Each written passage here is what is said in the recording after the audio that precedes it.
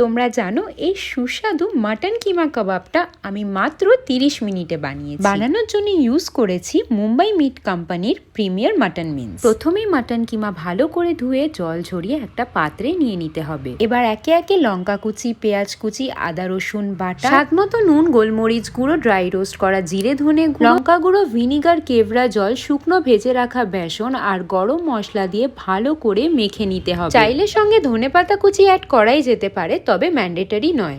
এবার একটা প্যানে খানিকটা তেল গরম করে কিমার মিশ্রণটা নিজের মনের মতো শেপে গড়ে হালকা আঁচে ভেজে নিতে হবে। মুম্বাই মিট কোম্পানির মাটন মিন্স ব্যবহার করার উদ্দেশ্য, ওনাদের মাটন মিন্স নন জিএমও, অ্যান্টিবায়োটিক ফ্রি এবং রিচ ইন প্রোটিন। তোমরা যদি কলকাতা বাসিন্দা হও তাহলে এই মাটন মিন্স তোমাদের বাড়ির সামনে টোটাল স্টোর্স থেকে সংগ্রহ করতে পারো। কাবাবটা বেশ সুন্দর গোল্ডেন ব্রাউন করে ভাজা হয়ে গেছে।